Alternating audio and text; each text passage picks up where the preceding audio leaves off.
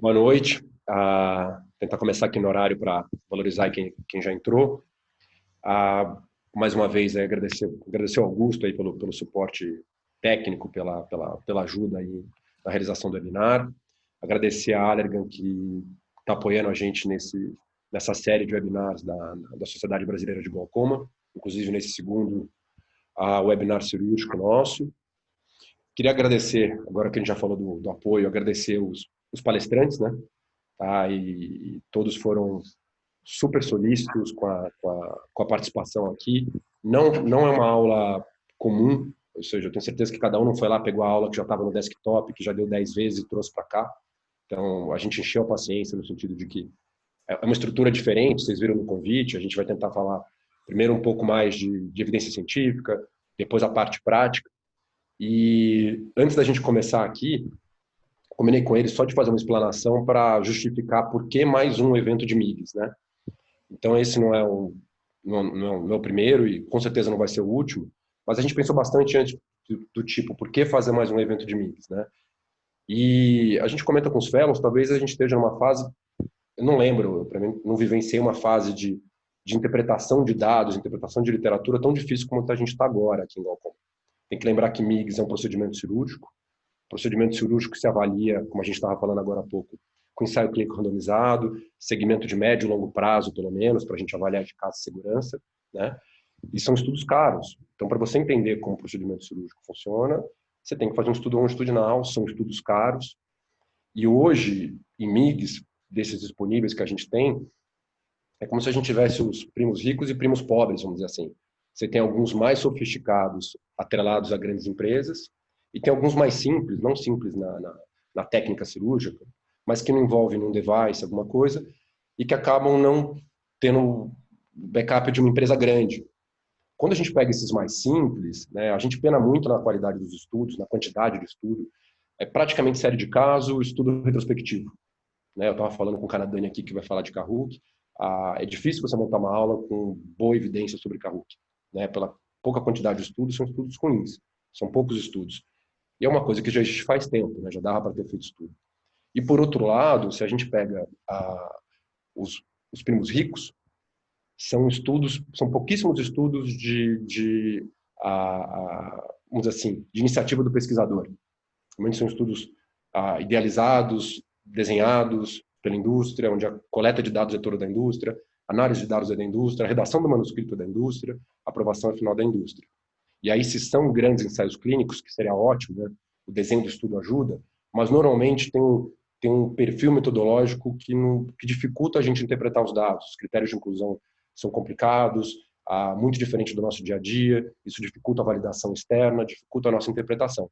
Então, a gente realmente está há uns 3 anos estudando, há uns 3 anos meio no escuro, o que justifica um evento como esse, tá? Em que a gente faz uma primeira aula aqui, onde o Jair vai pincelar um pouco da literatura de cada parte. Depois a gente trouxe gente que tem, talvez as pessoas que mais têm experiência em cada um desse tipo de procedimento, e aí vão aprender com o que eles sabem, né? Essa é a ideia. Então, é assim que eles montaram a aula. E no final a gente tenta juntar as duas coisas, tá?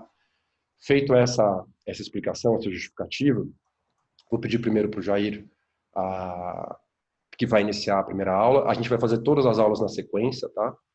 E no final a gente faz o bate-papo, já agradecendo aqueles que nas últimas 2 semanas já foram mandando as dúvidas para a gente. Então a gente vai, de certa forma, orientar e conduzir o bate-papo em cima dessas dúvidas que foram enviadas previamente, tá? Jair, obrigado. Obrigado, Thiago. Boa noite, amigos. Todos me ouvem bem? Ok aí? Tudo bem. Quando a gente vai falar, então, sobre MIGS e tentar colocar todos na mesma página, o objetivo é tentar fazer uma análise o mais científica possível, sem lampejos apaixonados, de tal maneira que a gente possa, de fato, tentar discutir e mostrar aquilo que existe de melhor evidência com relação à cirurgia minimamente invasiva para glaucoma. Esses são os meus conflitos. E eu quero começar aqui mostrando The Dark Side of the Moon, quer dizer, qual que é a visão que as empresas que desenvolveram esses dispositivos ou técnicas têm com relação ao mercado. Vejam que o mercado global do tratamento do glaucoma, ele vinha num ritmo de crescimento ao redor de aproximadamente 4% ao ano, saltando aí em 2017 de algo em torno de 7,2 bilhões de dólares, para em 2020, pré-Covid, claro, para um valor ao redor de 8,1 bilhões de dólares, sendo que a cirurgia, então, saltou de 0,4 bilhões para 0,6 bilhões. E quando a gente vai olhar para o mercado potencial de MIGS, e é assim que as empresas veem esse mercado, vejam que a partir de 2015 a gente vem assistindo um aumento bastante significativo nesse mercado em milhões de dólares, chegando a crescer ao redor de até 37% em média. A estimativa pré-Covid, agora em 2020, era de que esse mercado geraria alguma coisa em torno de 350 milhões de dólares. Ou seja, existe, sem dúvida alguma, todo o interesse mercadológico das grandes empresas, dos grandes laboratórios, com relação a esse mercado extremamente promissor. Qual seria basicamente o racionale da cirurgia minimamente invasiva? Seria uma cirurgia que visa a redução da pressão ocular através de procedimentos cirúrgicos menos invasivos, com menor lesão tecidual e uma rápida recuperação visual e procedimentos seguros. Eu aqui, particularmente, já vou deixar a minha posição com relação à nomenclatura MIGS. Eu acho que é uma nomenclatura extremamente infeliz. Me desculpem os pais da criança, mas cirurgias que, por exemplo, no caso do GAT, depois o Fábio deve comentar com relação a isso, mas cirurgias que podem causar até 30% de fema, de sangramento, eu não sei até que ponto uma cirurgia como essa pode ser chamada de cirurgia minimamente invasiva. Mas, de qualquer maneira, esse seria o racionale de um MIGS. A indicação, em tese, seria para os glaucomas iniciais a moderados, ocupando, então, uma lacuna que sabidamente existe, isso é fato, entre o tratamento clínico ou laser e os tratamentos cirúrgicos filtrantes tradicionais, entenda-se aqui trabeculectomia ou os implantes de drenagem. Então, essa lacuna, de fato, realmente existe. E esses são basicamente os procedimentos minimamente invasivos e as suas respectivas vias de drenagem que nós temos atualmente. Hoje nós vamos abordar basicamente aqueles que envolvem um bypass trabecular, então nós vamos comentar algo sobre o iStent, principalmente sobre Caruc e GAT, mas existe também o Hydrus nesse mesmo grupo. Aqueles que visam a filtração subconjuntival, seja AB interno ou AB externo, como o Zen, Infocus e o Aquaflow, e aqueles que visam a filtração supracoroídea, no caso do CyPass, e muita gente coloca o laser pulsado também aqui nesse grupo. No caso do bypass trabecular, é importante nós chamarmos a atenção de que todos esses procedimentos vão estar limitados com relação à sua eficiência à pressão venosa episcleral, já que por mais que a gente venha a vencer a região de maior resistência na drenagem do muro aquoso, que seria então o trabeculado justacanalicular, a gente ainda tem a pressão venosa episcleral como um fator limitante que acaba fazendo com que a redução pressórica dos procedimentos que visam essa via acabe não sendo uma redução tão robusta como, em tese, aqueles que visam a via supracoroídea ou mesmo a filtração subconjuntival. Esses são os dispositivos atualmente no mercado. Então, aqui primeiro o iStent já na versão Inject, o iStent primeira versão, o iStent Supra, aqui o Zen, o CyPass e o Hydrus, mostrando a proporção em relação ao tamanho de cada um desses implantes. Começando então para os procedimentos que visam o bypass trabecular e começando com o mais antigo deles, que é o iStent. O iStent é um implante de titânio, então heparinizado, que no Brasil ele pode ser utilizado tanto em associação com a cirurgia de catarata como standalone. E o racional eu já comentei, então criando um bypass entre o trabeculado justacanalicular e a parede interna do canal chileno. Essa primeira versão do iStent tinha um diâmetro de 120 micra, enquanto já o iStent Inject, ele já apresenta uma luz central, um lumen central de apenas 80 micra, mas ele é muito mais fácil de ser implantado. Depois, com certeza, o Dr. Ricardo tem uma vasta experiência com esse dispositivo, deve mostrar vídeos para vocês, mostrando que realmente, tecnicamente falando, a versão Inject é muito mais friendly do que a primeira versão do iStent. Eu não vou mostrar nenhum vídeo aqui, eu vou deixar isso a critério do Dr. Ricardo, mas, chamo aqui a atenção da importância do domínio da agonoscopia intraoperatória. Então, não se tem como colocar um implante desse tipo sem que se tenha um profundo domínio da agonoscopia intraoperatória, e ela é, eu diria, até mais desafiadora do que a agonoscopia, por exemplo, de consultório, aquela que nós fazemos na nossa rotina diária.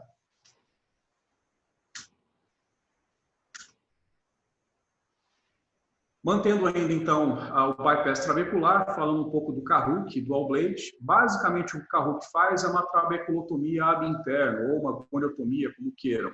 Então, o objetivo, mais uma vez, aqui é remover parte da malha trabecular na tentativa de vencer, então, a resistência que se dá principalmente ao nível do trabeculado justacanalicular. Com isso, você facilita a drenagem do muco aquoso, a sua chegada até o canal chileno e veias coletoras.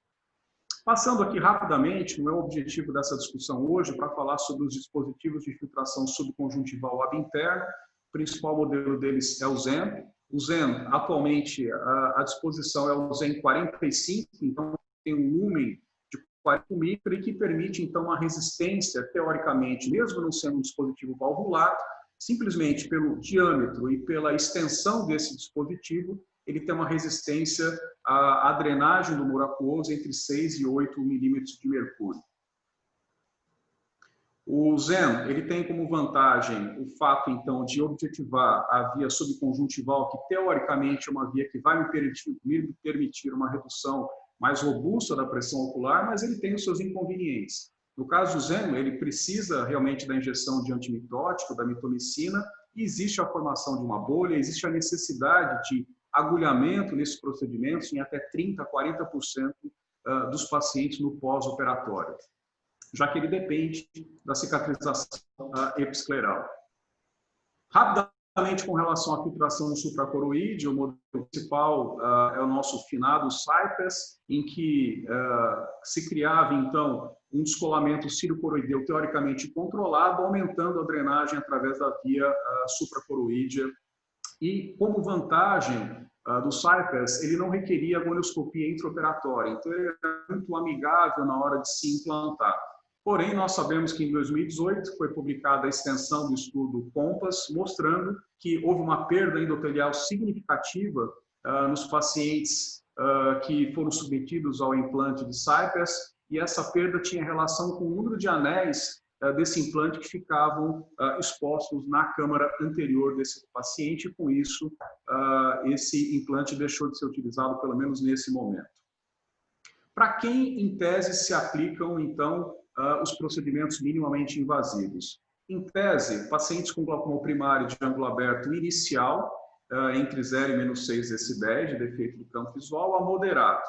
Ele poderia ser utilizado através da seu implante sem a cirurgia de fato associada ou com a cirurgia de fato emulsificação associada.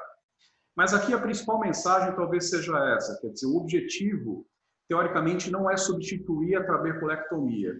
Como eu já comentei no começo da nossa apresentação, é sim preencher uma lacuna, principalmente para aqueles pacientes que apresentam glaucomas iniciais a moderados, em que você quer tentar ganhar tempo antes de indicar uma eventual trabeculectomia. Pelo menos, teoricamente, é essa realmente a função desses procedimentos minimamente invasivos. Falando agora sobre resultados, bastante importante a gente levar em consideração que nós temos relativamente poucos estudos de boa qualidade, poucos ensaios clínicos randomizados para a maior parte desses procedimentos. Eu gosto muito dessa revisão sistemática que foi publicada por esse grupo italiano, em que eles levantaram, na ocasião, a literatura e verificaram que já existiam mais de 3.000 estudos realmente publicados com relação a procedimentos minimamente invasivos. Mas quando você coloca esses mais de 3.000 estudos, de acordo com alguns critérios realmente mais firmes com relação à qualidade desses estudos, nessa revisão sistemática eles identificaram apenas 30 estudos. Vejam que a maior parte dos estudos acabou sendo eliminada pela má qualidade no desenho, com todos os seus problemas. E essas foram as principais limitações. Amostras não homogêneas, baias de seleção, estudos que não eram mascarados, critérios de randomização obscuros, estudos com apoio de laboratórios e assim por diante. De tal maneira que daqueles mais de 3 mil estudos, restaram 30 estudos, sendo apenas 9 ensaios clínicos randomizados, com esse total de olhos, 850 olhos, e 21 séries de casos, ou simplesmente estudos antes e depois, sem nenhum tipo de grupo controle. Nessa tabela, que mostra, então, os ensaios clínicos randomizados e outros não randomizados, a primeira coisa que chama a atenção, veja, a disparidade entre a resposta, entre a redução pressórica. A gente tem desde estudos que mostram reduções percentuais de apenas 16% da pressão ocular no pós-operatório, até resultados bem mais robustos, de até 40% a 45% de redução. Só quando você vai olhar nesse mesmo estudo, você verifica que o grupo controle desse mesmo estudo, a redução foi muito semelhante. E no caso aqui, o grupo controle era com medicação. Então, aí a gente já começa a ver a disparidade e a dificuldade que é, muitas vezes, interpretar esses estudos publicados com relação a MIGS. Eu tentei dividir aqui de maneira didática do seguinte modo. Eu vou começar, então, de início falando da cirurgia combinada, MIGS mais FACO versus FACO isolada. No caso do CYPESS, a gente tem um ensaio clínico randomizado com mais de 500 pacientes que foram incluídos. Vejam, senhores, que a redução pressórica foi de 7,9 milímetros de mercúrio no grupo do CYPESS mais FACO versus 6,2 milímetros de mercúrio no grupo da FACO isolada. Isso dá a favor do grupo do CYPESS mais FACO uma redução de apenas 1,7 milímetros de mercúrio em relação à FACO-emulsificação isolada. Para o Hydrus, nesse ensaio clínico randomizado com 100 pacientes, essa vantagem para o Hydrus mais FACO versus FACO isolada foi menor ainda, apenas 0,5 milímetros de mercúrio a menos de pressão ocular no grupo do Hydrus mais FACO-emulsificação. E aqui eu tomei o cuidado, os senhores vão observar em todos os slides, de se colocar então as referências para que a gente tenha realmente um peso daquilo que está sendo dito. Com relação ao iStent, como já era de se esperar, por ser um implante já mais antigo, nós temos mais estudos. Nesse caso aqui, nessa revisão sistemática, são 3 ensaios clínicos randomizados, com mais de 260 pacientes. E o que a meta-análise possibilitou, já que existe mais de um ensaio clínico randomizado, foi, em favor do iStent mais FACO, apenas 1 milímetro de mercúrio de redução adicional da pressão ocular em relação à FACO-emulsificação isolada.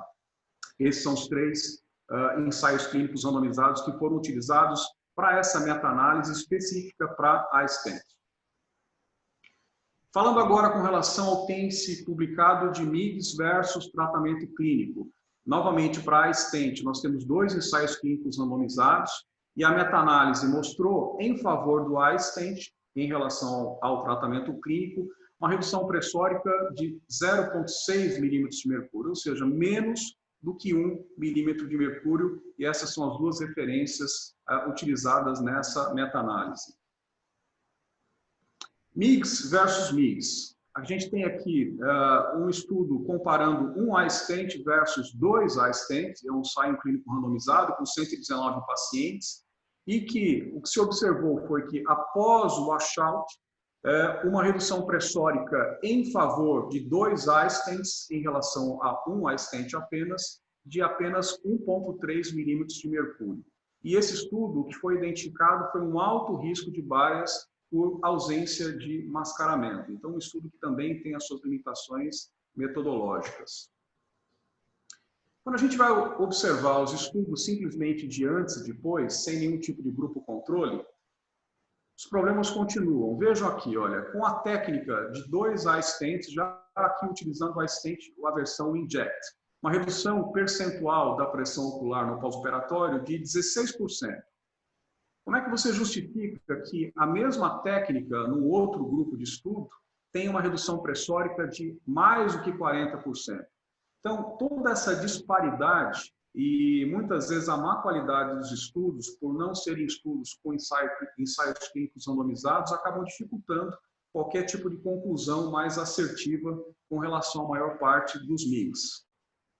Mas, sem dúvida que esse estudo em especial que eu trouxe é um estudo que realmente, do ponto de vista de resultado, trouxe até uma certa decepção eu tenho certeza que até mesmo para esse grupo. E é um estudo bastante importante, porque é um estudo pivotal, randomizado, como deve ser realmente, estudando, então, o iStent Inject na cirurgia combinada em portadores de glaucoma primário de ângulo aberto inicial e moderado. Lembrando que esse estudo foi publicado agora recentemente no Ophthalmology pelo grupo que faz parte, então, do iStent Inject Study Group. Vejam, ensaio clínico randomizado, multicêntrico, como deve ser, olhos com glaucoma leve a moderado e catarata, esses eram os níveis pressóricos pré-operatórios, e após uma FACO sem complicações, os olhos eram randomizados, então, ou para iStent, mais de 380 olhos, ou grupo controle, 118 olhos. Esses olhos foram seguidos por 2 anos, realizando um washout anual das drogas. Com relação aos resultados, vejam que 75,8% no grupo do iStent, de controle pressórico, versus 62% no grupo controle, uma redução maior ou igual a 20% com 24 meses de segmento. Só que quando a gente vai observar a redução pressórica, vejam que no grupo do iStent mais FACO, a redução foi de 7 milímetros de mercúrio, mas no grupo controle foi de 5,4 milímetros de mercúrio. Ou seja, apenas 1,6 milímetros de mercúrio, 1,5 milímetro apenas a favor do grupo do iStent. Tá? E eu trouxe até aqui em inglês a própria conclusão desse estudo, que por mais que essa diferença tenha sido tão pequena, os autores concluíram que houve uma redução, sim, estatisticamente e clinicamente significativa no grupo do iStent. Então, realmente, a gente começa a questionar um pouco determinados resultados que a gente acaba observando, já que nesse estudo pivotal, ensaio clínico randomizado, o que se observou foi uma redução adicional do iStent mais FACO de apenas ao redor de 1,5 milímetros de mercúrio em relação a FACO isolado. Esse estudo comparativo não randomizado agora, comparando então o iStent com o Caruc. Então, pacientes com glaucoma primário de ângulo aberto inicial, submetidos a FACO com Caruc ou FACO com iStent. E a verdade é que aqui era um iStent único. 48 olhos com iStent, 29 com Caruc. E aqui uma redução pressórica bastante modesta. Veja, no grupo do iStent mais FACO, apenas 14,3% de redução pressórica. E no grupo do Caruc, menor ainda, 12,6% apenas de redução pressórica depois de 12 meses. Esse me parece, acho que é o último estudo que eu vou mostrar, que é falando um pouco aqui já do GAT. Esse talvez tenha sido um dos principais estudos, o primeiro estudo, na verdade, que foi feito por um dos idealizadores do GAT, Dr. Grover, do Texas. E a primeira coisa que chama a atenção nesse estudo, vejam, com todo respeito ao Dr. Grover, quer dizer, cria-se uma técnica, desenvolve-se uma técnica, e na hora de se publicar você faz um trabalho retrospectivo, não comparativo, é um saco de gato, você tem todos os tipos de glaucoma envolvidos, mas enfim, vamos lá. Redução pressórica aqui já foi um pouco mais robusta, ao redor de 30% de redução, isso levando em consideração os pacientes portadores de glaucoma primário de ângulo aberto. Mas observem os senhores aqui, olha, a percentagem de FEMA que eu havia comentado lá no começo da minha apresentação, ao redor de 30%, e alguns estudos mostram que esse FEMA pode ser ainda mais prevalente do que 30%. Então, me chama muito a atenção que o indivíduo venha desenvolver uma técnica e, na hora de publicar os resultados, quer dizer, que ele tenha desenvolvido essa técnica num trabalho retrospectivo, quer dizer, qual é o cuidado metodológico nesse sentido? Aqui, com relação a uma análise sistemática já de farmacoeconomia, em que a grande conclusão dessa revisão sistemática é que nós ainda não temos ensaios clínicos randomizados adequados, com N realmente adequados, para que a gente possa ter uma noção mais precisa sobre o papel realmente dos MIGs do ponto de vista de farmacoeconomia e assim por diante. Então, até para não estourar o meu tempo, as questões que basicamente depois os nossos colegas vão nos tentar ajudar a responder, se é que a gente tem ainda a resposta para essas questões, seria, primeiro, será que realmente a gente está diante de uma mudança de paradigma ou somente de uma moda? Qual é o custo-efetividade desses procedimentos? A gente sabe muito bem que os procedimentos que envolvem dispositivos, devices, são procedimentos custosos. Chegam a custar 5, 6 mil reais um dispositivo, que seja através de convênio ou do paciente, isso tem um custo envolvido. E realmente, será que esse custo-efetividade é interessante? O Ricardo depois pode até comentar com relação a isso, ele tem trabalhos publicados nessa linha de pesquisa. Existe, de fato, será o melhor dispositivo para cada caso? A gente vai poder realmente chegar ao momento em que a gente vai customizar e escolher qual é o melhor MIG especificamente para aquele paciente em questão? Qual que é o comportamento de uma trabeculectomia pós-MIGS? A gente não tem realmente essa resposta ainda.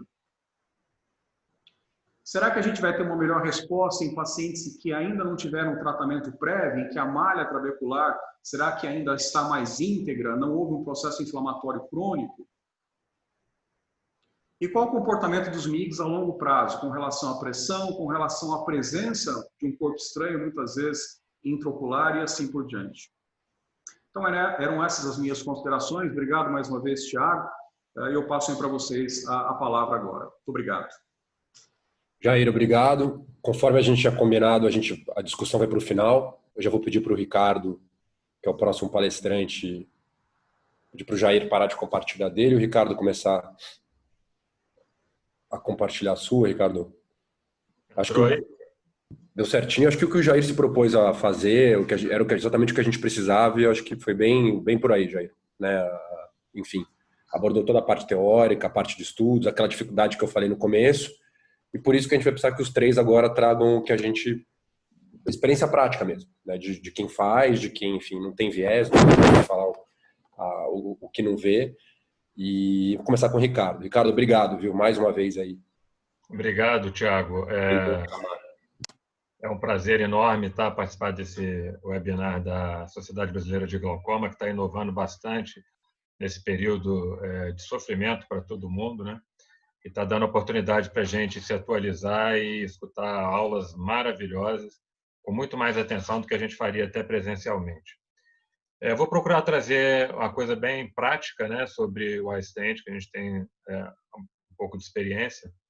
Na minha cabeça, os MIGs passaram a fazer sentido quando eu comecei a separar os MIGs dessa seguinte forma, em dois grupos.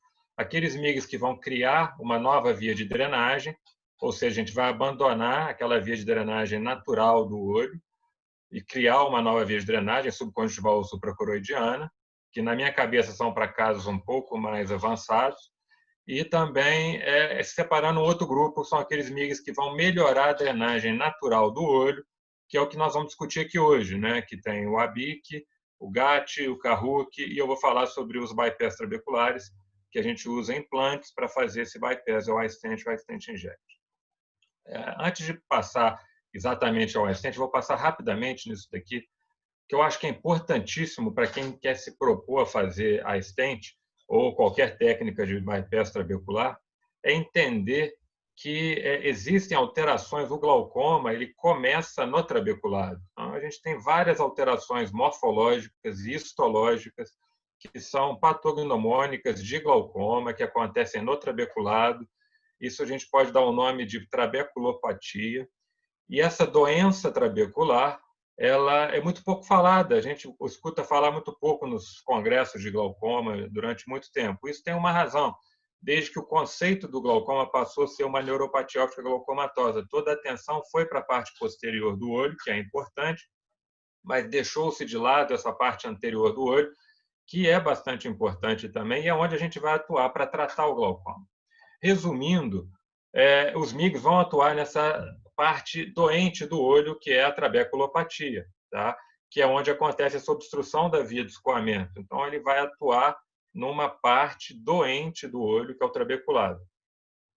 Resumindo aquela alteração fisiopatológica, existem 3 níveis de lesão nessa via de drenagem convencional. Uma lesão trabecular, que é a original, é a lesão primária que acontece, geneticamente pré-determinada, é a lesão trabecular. À medida que a lesão trabecular vai progredindo, vai passando cada vez menos humor aquoso para as vias mais profundas, e aí o canal de Schlemm vai ficando doente, vai se colapsando, e isso vai acontecendo também para os canais coletores. Por que a gente tem que ter esse conhecimento dessa região? Porque isso vai repercutir clinicamente né? Quanto mais obstruído tiver essa via de drenagem, mais estruturas envolvidas, maior é o nível da pressão e mais avançado é o glaucoma. E os bypass trabeculares, eles estão indicados quando a lesão ainda é restrita à malha trabecular e as estruturas distais ao trabecular, do canal de Schlenn e canais coletores, ainda são viáveis. É aí que a gente tem que atuar para esses dispositivos funcionarem bem. Então, existem duas condições para a gente fazer bem uma cirurgia angular com acesso trabecular. É que essa via de drenagem convencional trabecular esteja acessível pela gonioscopia, e a gente precisa que tenha pelo menos o esporão escleral visível no ângulo, e essa via tem que estar viável, né? Essa malha trabecular junto com as estruturas distais tem que estar viável. Agora, como que a gente sabe que essa estrutura está viável? A gente tem uma avaliação direta, que ainda não existe na prática, através de angiografia, OCT, são estudos em vivo aí, que são feitos, onde se estuda essa via de drenagem convencional, onde tem mais canais coletores, onde não tem, onde eles estão atrofiados, onde eles não estão atrofiados. Mas o que a gente usa na prática hoje em dia, enquanto a gente não tem acesso a esses equipamentos, é essa avaliação indireta da viabilidade da malha trabecular, ou seja, dessa via de drenagem convencional. É saber se a gente fizer atuar terapeuticamente só no trabeculado, retirando o trabeculado ou fazendo um bypass trabeculado, se a gente vai ter sucesso ou não. Isso é que é importante. E a gente avalia isso de maneira indireta, ou seja, quanto mais avançado o glaucoma, muito provavelmente toda a via de drenagem está comprometida, e aí menos viável são as cirurgias trabeculares. A resposta da pressão com SLT ou medicações. Então, quanto mais não responsiva é aquela redução da pressão com tratamentos convencionais, medicações ou SLT, menos viável aquela via convencional. Isso é fácil a gente entender, se imaginar um paciente com pressão de 15 no olho e que para chegar no 15 ele precisou de só um colírio. E um outro paciente que está com pressão de 15 no olho, mas que precisou de 4 colírios para abaixar a pressão. Naturalmente, esse que precisou de 4 colírios, ele tem um entupimento maior da via de drenagem convencional do que o que precisou de um colírio só. Então, esse raciocínio também é importante a gente ter. E se o paciente já teve uma cirurgia filtrante funcionante prévia. Então, se ele já teve uma trabeculectomia prévia ou uma outra cirurgia filtrante que formou uma bolha de filtração, o humor aquoso, quando foi drenado para aquela área da bolha, ele deixou de ir para a área de drenagem convencional e se o canal de Schlenn e os canais coletores não recebem humor aquoso, aquilo vai se colapsando e vai entupindo gradativamente, progressivamente. Então, na minha cabeça, eu penso um pouquinho diferente do Jair. Eu acho que os dispositivos trabeculares eles não estão entre o tratamento clínico e a cirurgia filtrante. Na verdade, eles vêm como substitutos ao tratamento clínico e ao laser. Tá? Eles vêm para substituir uma dificuldade que os pacientes têm de manter o tratamento clínico a longo prazo, seja por toxicidade da superfície ocular, de alergias, ou seja por fidelidade ao tratamento. É aí que eles têm um nicho importante, os glaucomas mais iniciais. Com certeza, eles não são competidores das cirurgias filtrantes, tá? São para populações diferentes, por isso a gente não pode ter uma comparação direta para isso. Aqui eu gosto, quando eu vou raciocinar os casos que eu vou colocar a stent, esse é o jeito que eu raciocino. Primeira coisa, eu quero saber se o glaucoma está controlado com medicações ou não, porque se o glaucoma está controlado com medicações, muito provavelmente a via de drenagem ainda é viável e os dispositivos trabeculares vão funcionar. Então, onde está verde aqui é onde é uma boa indicação do iStent ou iStent Inject, ou seja, glaucoma controlado com medicações e um glaucoma bem inicial, pré-perimétrico ou dano inicial de campo visual. Onde está aqui verde embaixo, que é o glaucoma descontrolado, mesmo com a medicação máxima, e um dano severo de campo visual, aqui eu chamo de moderado a severo, não é faco cirurgia filtrante, essa não tem dúvida. O problema é essa região aqui intermediária, que é o paciente com dano severo de campo visual, mas o glaucoma está controlado com as medicações, aquele paciente tem um glaucoma severo, mas está com pressão de 12, usando um colírio. Tá? Isso existe. E aqueles pacientes que estão com glaucomas descontrolados, mas são muito iniciais, e às vezes você não quer arriscar de fazer uma cirurgia filtrante. Nesses, a gente pode tentar uma cirurgia angular, trabecular, mas sabendo que tem a chance ainda disso não funcionar perfeitamente, a gente precisar fazer alguma outra coisa além disso. Aqui eu vou só chamar a atenção que eu chamei aqui de Phaco Inject Plus, é quando eu uso 3 stents. Eu associo o iStent Inject mais o G1. Então, tem caso que eu coloco 1, tem caso que eu coloco o Inject, tem caso que eu coloco 3. Tá? Mais de 3, eu acho que não tem indicação. Então, vou mostrar um pouco dos resultados. Essa é a mesma meta-análise que o Jair falou, mas eu trouxe aqui um corte específico do iStent Inject, mostrando que, nessa meta-análise, mostrando que quanto mais stents a gente coloca, a gente tem um ganho adicional de pressão, até 3 stents, mais de 3 não há ganho adicional. É certo que a maior parte da redução vem com o primeiro iStent, com o segundo a gente tem um ganho adicional, com o terceiro um ganho menor ainda. Tá? Mas se a gente quer otimizar ao máximo aquela via de drenagem convencional, em alguns casos faz sentido você querer buscar o máximo de redução possível com essa tecnologia. Qual que é a minha experiência pessoal com esses implantes? Eu comecei a fazer em junho de 2017. Até hoje eu tenho 289 implantes cadastrados na minha clínica. Eu tenho mais do que isso, porque eu fiz algumas demonstrações. Então, esses são os que eu tenho registro e acompanho. Quando eu faço a distribuição dos pacientes, se eles receberam 1, 2 ou 3 stents, essa é a proporção que eu tenho. A maioria dos meus pacientes recebeu 2 implantes, mas eu tenho uma proporção não muito pequena de 3 implantes. Isso porque, pela própria prática minha como especialista em glaucoma, eu acabo recebendo pacientes que estão descontrolados para uma opinião e para uma avaliação, e a gente acaba, às vezes, indicando a stent, 3 stents para aquele caso. Esse foi o primeiro estudo que a gente fez, que publicou o ano passado, com 6 meses de acompanhamento, um estudo retrospectivo, mas foi o primeiro estudo comparativo entre o iStent e o iStent Inject de segunda geração, mostrando que houve uma redução adicional de pressão quando se colocou o segundo o iStent Inject, né, 2 stents em relação a 1. Isso foi confirmado no estudo de 1 ano de acompanhamento.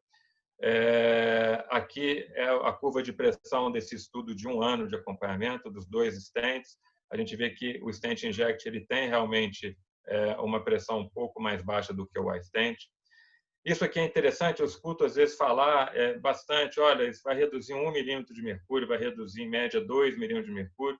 É muito complicado a gente falar em média, mas o que a gente vê de todos os estudos é que depende muito da pressão pré-operatória. Né? Se a gente for pegar os meus casos, que nesse estudo aqui, o iStent reduziu em média 0,7 milímetros de mercúrio e o Inject em média 3 milímetros de mercúrio, se a gente pegar e separar por pressão pré-operatória, a proporção de redução de pressão, quando a pressão é abaixo de 16, ou seja, o paciente está controlado e a cirurgia foi para tirar colírio, a redução é muito pequena.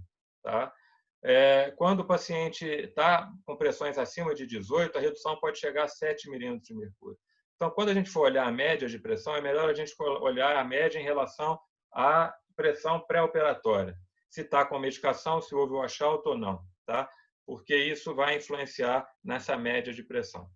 Com relação à redução de colírios, é significativo em todos os 2 grupos, reduz bastante, chegando ao final de 1 ano de 70% a 90% sem colírios ao final de 1 ano. Então, cumprindo o papel dele de substituir pelo menos uma boa parte do uso dos colírios. Esse é o último estudo que a gente fez, que acabou de ser aprovado para publicação no Journal Glaucoma, acabou de ser publicado, onde a gente pegou aquele grupo, aquele perfil de paciente que estava em amarelinho lá, que são os pacientes descontrolados com glaucoma bem inicial ou os glaucomas controlados só que com dano avançado. E a gente estudou se fazia facoesclerectomia ou faco-inject. Como era de esperar, a esclerectomia baixou mais percentualmente do que o inject, mas o que chamou a atenção é que, se a gente olhar pressões-alvo, a diferença aconteceu com pressões abaixo de 12. Né? Então, realmente, a cirurgia filtrante consegue pressões mais baixas, na média, do que o iStent Inject. Mas se a gente colocar pressões abaixo de 15, a proporção de pacientes não houve diferença. Tá?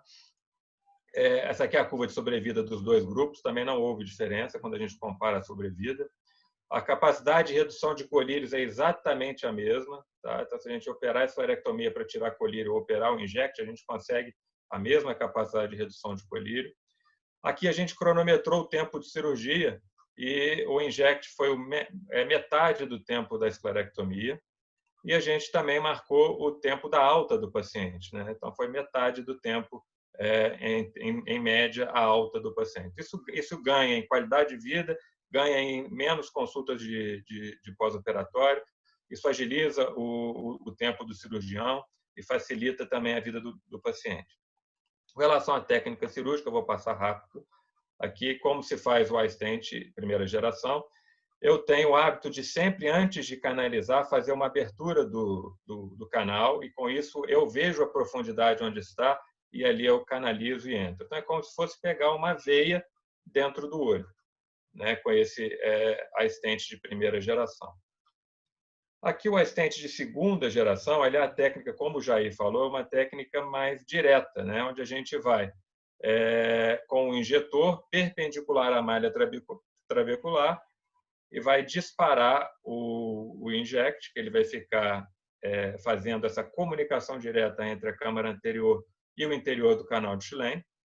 A gente tenta espaçar entre 1 hora, 2 horas, para poder pegar mais canais coletores possíveis.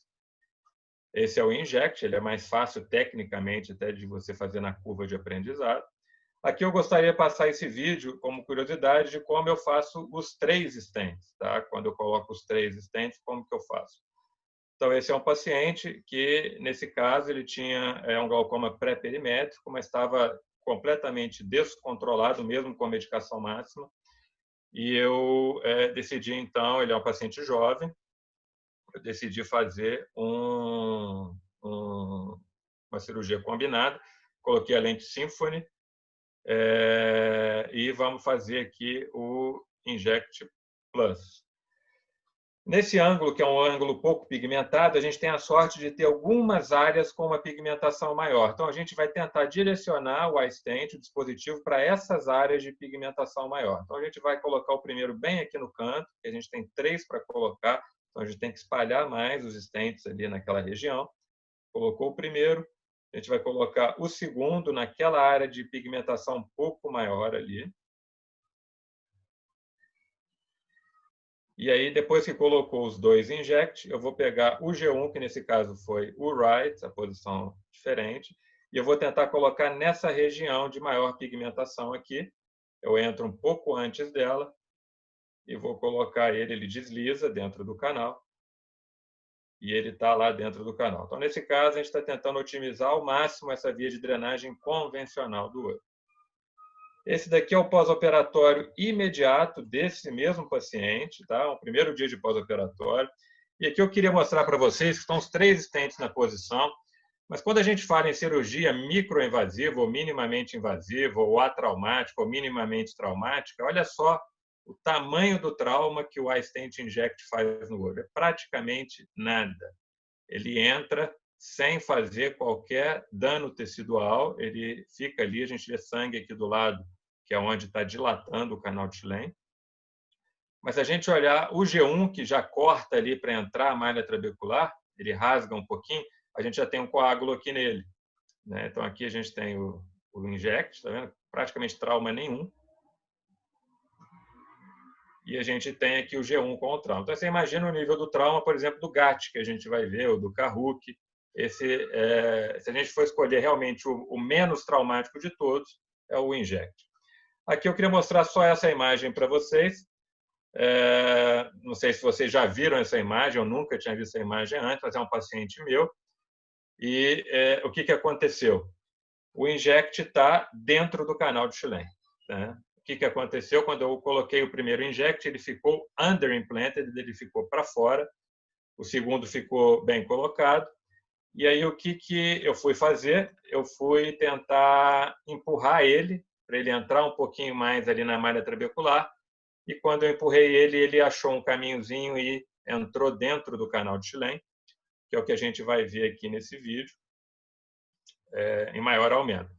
A sorte é que eu aconselho todo mundo, se você se programar a fazer um dispositivo desse, existe esse risco de você não conseguir colocar adequadamente um dos implantes, você tem que ter pelo menos um G1 de reserva para você suprir essa necessidade na hora.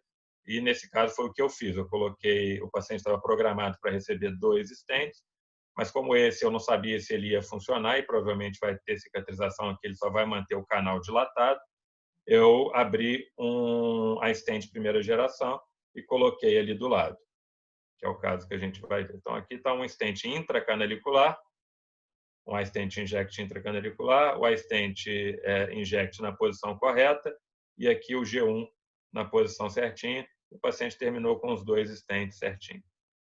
Essa é a imagem de pós-operatório. E aqui um CT de segmento anterior, mostrando a dilatação do canal de Schlein e a parte intracameral, mostrando que ele está fazendo o papel dele de dilatar essa via de drenagem. Para quem quer se aprofundar nesse tema, existe esse livro que a gente publicou ano passado, é disponível na Cultura Médica, tem muitos autores brasileiros participando dele, e que traz uma luz sobre todos esses procedimentos microinvasivos. Muito obrigado. Ricardo, obrigado. Acho que foi bem esclarecedor, e no final a gente vem com as perguntas, tá? Igual a gente combinou. Vamos seguir agora. O cara Dani tá pronto aí, não? Tá aqui, beleza. Você faz a gentileza de compartilhar a tela? Então, para a gente dando sequência, o Fabinho vai falar do Kahoot para a gente. O Fábio também, assim como o Ricardo, tem muita experiência com a stent. O Fábio tem uma experiência grande com o Kahoot, que a gente começou a fazer acho que tem uns 3 anos já. E depois o Bruno vem com o GAT. Tá todo mundo... Tá vendo aí, Thiago? Tudo bem aí? Tá, pode abrir, tá dando para ver e para ouvir. Beleza. Como o Ricardo durou 3 minutos, eu tirei 3 do seu, tá? Então, se o microfone desligar, você não estranha. Boa noite a todos. Muito obrigado pelo convite, Augusto, Thiago. Eu acho que é um tema que sempre vai dar muita polêmica, muita discussão interessante. A gente está aqui não é para falar o que é melhor, o que é pior, mas acho que cada um mostrar a sua experiência naquilo que você tem uma maior prática. O Ricardo não sabe a experiência que ele tem com a stent e o Bruno com o GAT. E, Ricardo, só para falar que o seu stent 1 lá, você faz quase um GAT, quase um KDB, tá? Aquela corridinha que você dá lá no trabeculado, acho que é por isso que ele funciona. Mas, brincadeiras à parte, como fazer, o que não fazer, melhores indicações e o que esperar de uma cirurgia como essa, que vai depender diretamente dos canais coletores patentes. Foi muito bem falado, tanto pelo Jair quanto pelo Ricardo, que esse é o mecanismo de drenagem desses dispositivos que a gente vai abordar. E dependem também da pressão venosa episcleral, ou seja, ela não pode estar mais elevada do que a pressão intraocular que você deseja alcançar. O KDB é um dispositivo que tem uma base onde você tem um assoalho que evita que ele penetre na esclera, e ele faz 2 lâminas paralelas, uma excisão completa da malha trabecular interna, de modo que você expõe os canais coletores e aumenta a via de drenagem convencional. O próprio Thiago mostrou numa imagem de OCT que realmente há uma ausência desse tecido após o procedimento. Tanto que eu mudo o nome de trabeculotomia aba interno para trabeculectomia aba interno, uma vez que você tem uma retirada completa desse tecido. Como indicação, eu tenho um fluxograma que, lógico, vai variar de acordo com algumas individualidades do paciente, como idade, vai variar de acordo com a sua adesão ao tratamento, vai variar de acordo com a superfície ocular, mas, de certo modo, eu vou focar aqui nos MIGs. Então, a gente está falando em relação ao FACO KDB, ou FACO que for, né? Em um paciente de glaucoma de ângulo fechado, inicial ou moderado, estável ou não, estável, a gente questiona, talvez, o papel de você associar uma cirurgia minimamente invasiva nesses casos. Na minha percepção, não há uma indicação direta, uma vez que a catarata, por si só, ela é bem benéfica, como foi muito bem falado ontem numa aula do próprio Vital no glaucoma Zoom. Em relação ao glaucoma primário de ângulo aberto, inicial, estável, eu tenho uma posição um pouco diferente do Ricardo. Aqui sim é a indicação para mim primária, tanto hipertenso ocular quanto esse glaucoma primário inicial estável, para a indicação de um FACO-MIGS ou FACO-KDB. Se ele tem um glaucoma inicial em progressão, aí vai depender muito da idade dele, das suas condições. Aí a gente vai questionar, talvez, pode ser que você indique ou não um FACO-MIGS ou uma FACO-TREC. Se ele tem um glaucoma primário de ângulo aberto moderado estável também, talvez seja uma outra indicação para a gente caminhar para a cirurgia minimamente invasiva. Então, a premissa básica, ao nosso ver, é um glaucoma de ângulo aberto com uma boa visualização do seio camelular. Como que a gente faz? Eu gosto de virar a cabeça do paciente, eu não gosto de trabalhar na posição temporal e nem com o braço esticado. Então, eu costumo operar sobre a cabeça do paciente e com essa virada lateral da cabeça, a gente consegue ter uma ótima visualização do seio camelular. Então, após a cirurgia de catarata, a gente vai com o viscoelástico, preenche a câmara anterior, especialmente no ângulo, e corre com o KDB numa área aproximada de 70 a 90 graus. Os estudos sugerem uma área de 110 graus, mas muitas vezes é muito difícil você alcançar essa magnitude. Eu tiro a membrana trabecular quando dá para tirar, principalmente porque às vezes tem os fellows que estão acompanhando, é legal mostrar para eles, mas isso não é obrigatório, também não tem nada que prove que você tirar ou não tirar a malha trabecular, ela vai trazer benefício em relação à redução maior da pressão intraocular. Aumentar a pressão intraocular, observe nessa região como que você vê a patência das veias aquosas da via de drenagem convencional, uma vez que você faz o aumento da pressão intraocular, você observa que realmente some aqui os vasos esclerais. Mas a gente pode discutir isso, não vou parar aqui a apresentação por isso, mas realmente é um fato que a gente não encontra na grande maioria dos pacientes, mas que quando a gente encontra, pelo menos feliz a gente fica. Como que a gente faz? Um pouco da técnica para vocês. Então, uma boa visualização do seio camelular é fundamental. Fazer um movimento contínuo e suave ao mesmo tempo, sem aprofundar demais a lâmina, uma vez que você pode começar a ter áreas de resistência maior. Então, observe como que ela vai lisa, suave e contínua por toda a área que você deseja abordar. Muitas vezes a gente faz a retirada da membrana, como eu disse. Então, eu gosto de tirar com a pinça de prata. Não adianta puxar com a IA, não adianta puxar com dupla via, porque ela não entra, ela não vem e ela não se solta. Se você quiser, numa área mais distante, preencher as laterais com o viscoelástico, ela vira um canudinho que fica mais fácil também de você puxar esse tecido trabecular que é responsável pela grande resistência da drenagem. Então, o miostático fica a critério de cada um. Eu não uso como rotina nos nossos pacientes, porque muitas vezes pode provocar um pouco de dor no pós-operatório e anteriorização do diafragma hidrocristaliniano. A retirada da membrana trabecular também não é obrigatória. Então, pós-cirurgia, a gente retira o viscoelástico e faz o aumento da pressão intraocular e aguarda para ver se vai ter sangramento ou não. E deixa uma bolha de ar. E, logicamente, o pós-operatório é muito tranquilo. É o pós-operatório convencional da facoemulsificação, sem tantas novidades. O que não fazer é muito importante, então muito cuidado com esse sangue na região episcleral que a gente está vendo aqui, porque esse sanguezinho aqui, quando você faz uma cirurgia, uma incisão muito límbica, ele atrapalha a sua visualização, porque ele fica entre a interface lente e córnea e prejudica muito o procedimento.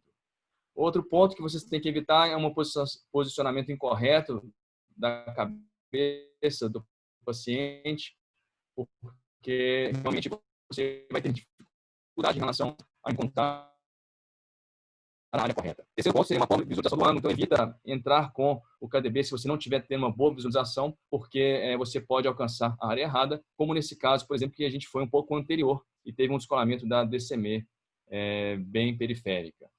Nesse outro caso, a gente já foi um pouco mais posterior e observe que a gente teve uma ciclodiálise localizada, o que ocorre em cerca de mais ou menos aí 3 a 4% dos pacientes. Na maioria das vezes, ela é autolimitada e realmente esse paciente é aquele que abaixa a pressão do olho de uma maneira mais importante. A incisão límbica, então, evitar opacidade dos meios, pacientes com dificuldade, opacidades corneanas, repetir o movimento várias vezes, a gente acaba machucando, às vezes, o trabeculado, ele sangra e prejudica a sua visualização, e também não forçar o movimento. Às vezes a gente tem algumas áreas de resistência, o Bruno também vai falar nisso quando ele faz o GAT, e ali a gente tem que parar naquela região e não ficar forçando demais. Em quem não fazer, eu acho que é importantíssimo, pacientes que têm sinéquias abundantes, como nesses casos, você pode até descolar essa sinéquia, fazer o KDB, mas logo após essas sinéquias elas voltam a obstruir a região tratada. Pacientes com glaucoma de ângulo fechado, principalmente se forem fáscicos, você deve evitar. Se for pseudofásico, ou seja, você for fazer a catarata dele, o ângulo abrir bastante, talvez você possa associar um procedimento como esse. Glaucoma neovascular, obviamente, você deve evitar, e pacientes que têm patologias que cursam com aumento da pressão venosa episcleral. Nós acabamos de ter um aceite na ABO sobre o KDB em glaucoma congênito. Na nossa experiência, a gente não gostou. Assim. Nós sugerimos que não faça em crianças porque ou é um olho muito macio, ele sangra muito e a câmara anterior é muito rasa. Então, é mais difícil de fazer o procedimento. Em relação à progressão, eu também vou um pouquinho contra o que o Ricardo falou. Eu não indico esse tipo de procedimento para pacientes que estão com glaucoma em progressão. Eu acho que glaucoma em progressão, a gente realmente tem que ser um pouco mais agressivo. O que a gente espera? Eu fiz um compilado dos principais trabalhos, vou passar rapidamente. Então, os trabalhos eles mostram uma redução média de 4 milímetros de mercúrio e mais ou menos um colírio ao longo de um follow-up médio de 6 a 12 meses, com uma taxa de sucesso por volta de 60% dos pacientes alcançando uma redução da pressão intraocular por volta de 20% ou a redução de um colírio. A gente pode ver que quanto mais alta é a pressão de entrada, maior é a redução da pressão intraocular, seja pelo próprio procedimento, seja pela regressão à média que podem ocorrer nesses pacientes. Os trabalhos eles têm valores muito próximos, tanto de pressões iniciais quanto de pressões finais. A pressão final por volta de mais ou menos 13 a 14 milímetros de mercúrio é o que a gente espera nesses pacientes. Eu estou eliminando alguns porque eles usaram pacientes com glaucoma avançado, eu não acho que seria a pegada desse tipo de dispositivo. E aqui nesse caso, que é um trabalho do Círio, que fez em glaucoma de ângulo fechado, eu também não acho, apesar de ter encontrado uma taxa de sucesso bem expressiva, eu não consigo enxergar o quanto o KDB adicionou na redução da pressão do olho desses pacientes, além do que a FACO já faria sozinho. Em relação a esse trabalho que é nosso, do nosso grupo, então são pacientes operados por nós observamos uma redução de 4 milímetros de mercúrio e de mais ou menos 1,4 colírios, com 45% dos pacientes alcançando uma redução de 20% e 70% deles reduzindo um colírio, de modo que 82% dos pacientes alcançaram um ou outro critério de sucesso que nós estabelecemos. Em relação a esse estudo de FACO versus FACO Stent, a gente observa que uma redução maior do que 20% do baseline foi alcançada em 64% dos pacientes com FACO KDB e 41% dos pacientes com FACO Stent. Em relação à redução do número de medicamentos, eles foram bem semelhantes. Complicações novas, então o refluxo de sangue é incomum, ou seja, os pacientes eles vão ter um refluxo de sangue, mas ele normalmente é autolimitado. É incomum a gente ter um sangramento persistente. A dificuldade em remover a malha trabecular, um pico de pressão em mais ou menos 3% dos pacientes e hidrodiálise de 1 a 2% dos casos. O normal do primeiro pós-operatório é esse, um olho calmo com um pequeno ifema na região tratada. E casos como esse a gente tira foto, porque não é o comum de acontecer. E tardiamente a gente acompanha a área tratada, a gente consegue ver essa lâmina branca. É importante a gente sempre acompanhar, porque muitas vezes ela pode começar a sinequiar e aderir fechando a região que nós tratamos. Enfim, curva de aprendizado é uma curva de aprendizado existente, mas não tão difícil assim. A gente deve considerar sempre na indicação desses procedimentos a drenagem convencional, uma boa opção para pacientes com alta demanda refracional, pacientes que vão implantar, por exemplo, uma lente tórica associada à catarata, eu acho que seria talvez uma boa opção. Pós-operatório, ele é mais simples do que a trabeculectomia, ele é aquele pós-operatório da FACO, é ruim só quando o paciente não reduz a pressão do olho, a gente não consegue fazer massagem, a gente não consegue soltar ponto, e aí a gente tem que realmente nos virar para essas novas complicações, que a gente tem que realmente ir aprendendo com os outros colegas. Então, assim, diante de um paciente que ele tem uma hipertensão ocular ou um glaucoma inicial leve, um glaucoma leve controlado, que vai ter que fazer a catarata, eu vejo que uma redução adicional da pressão ou retirada de um colírio, ela é bem satisfatória nesses casos. Muito obrigado. Fábio, obrigado. Tá, obrigado pela apresentação. Interessante que algumas coisas que eu tinha marcado aqui na folha para te perguntar, com a letra caprichada, dessa vez eu caprichei. Praticamente o teu último slide aí respondeu. Eu achei esses 3, 4 bem honesto, é o que eu vejo no dia a dia aí. Mas eu vou perguntar isso para todo mundo depois. Porque eu acho que é uma coisa que quem está assistindo precisa ter isso na hora de sentar na frente do paciente, entendeu? E na hora da expectativa com o procedimento. Eu vou começar a fazer amanhã. Eu sei que é muito mais fácil falar em percentual do que em número absoluto. Mas a gente vai precisar de um número desse para a pessoa não se frustrar ou não esperar demais, enfim, e ter uma conversa honesta na frente do paciente, né? Brunão, última aula, o Canadani comeu 2 minutos seu, o Ricardo já tinha comido 3, você vai ter 3 minutos para falar. Se já quiser agradecer. Olá, gente, tudo bom? Estão me escutando bem aí? Deu certo? Abriu certinho, Bruno. Abriu certinho. Estou te escutando e abriu certinho. Ótimo. Muito obrigado, Tiago. Muito obrigado, professor Paranhos, pelo convite, por participar aqui desse webinar. Parabenizar os colegas aí pelas excelentes aulas aí do Canadani, do Paleta e do Jair. Eu concordo com tudo que o Jair falou. Excelente aula, Jair. Muito importante esse ponto aí que você tocou sobre os estudos, até dessa confusão da gente interpretar alguns dados que diferencia de cada estudo. E realmente você vê que o GATT ele não tem tanto, né, número, apesar de ter alguns retrospectivos, série de casos, mas realmente nem tem um número expressivo e não tem nenhum randomizado prospectivo ainda dessa técnica GATT aqui que eu vou falar com vocês. Eu vou ser mais direto com relação à técnica. Isso foi o que eu programei para hoje, para apresentar como eu faço, quais são, como é que eu fui na curva de aprendizado e qual é o melhor caminho para a gente não ter problema nessa cirurgia. Eu não tenho interesse de conflito.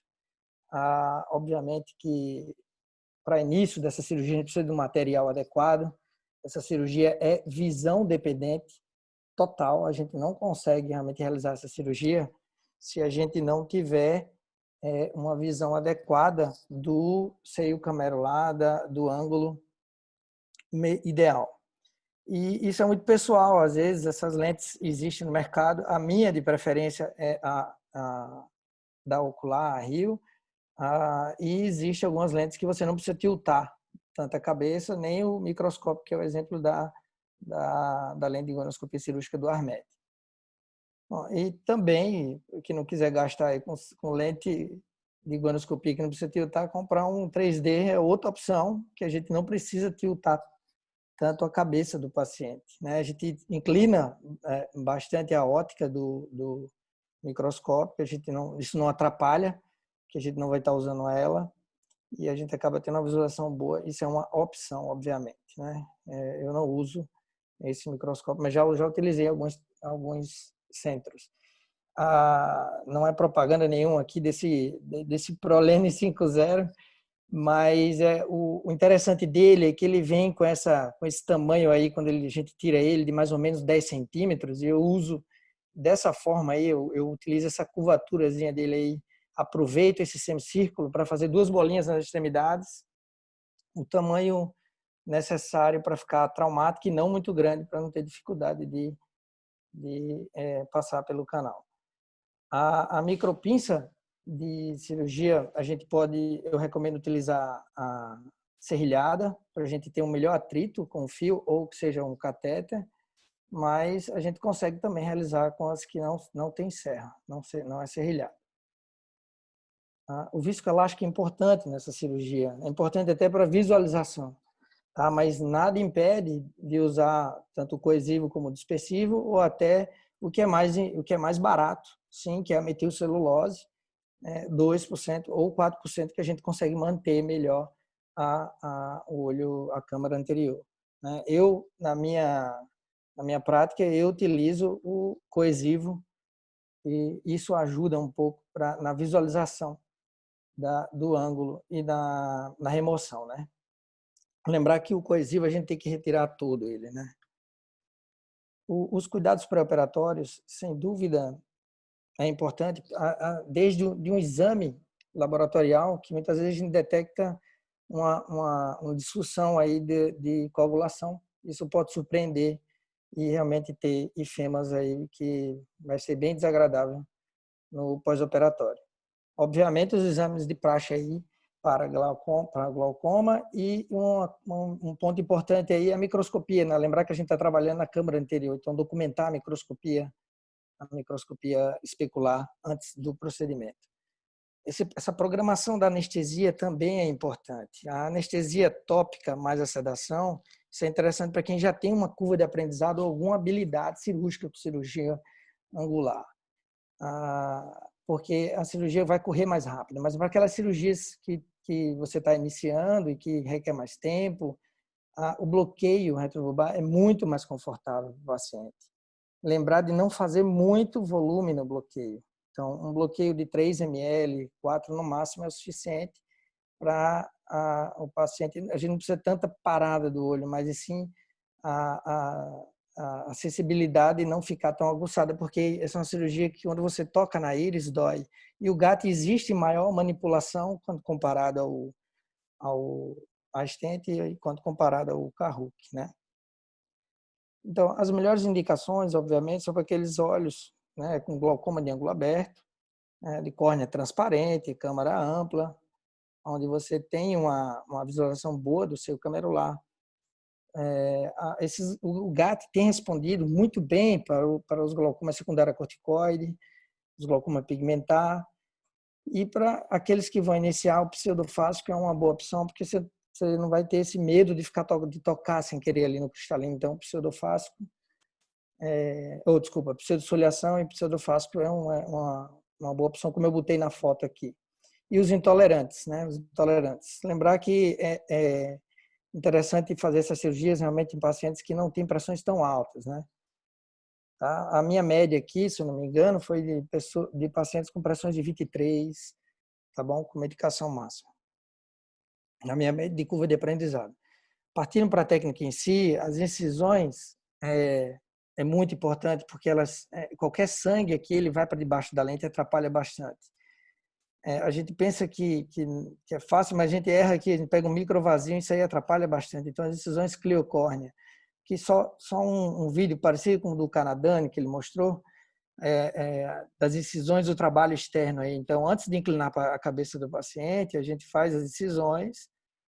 Ali eu fiz a paracentese a mais ou menos 270 graus e eu sempre faço temporal a 180 graus a incisão principal.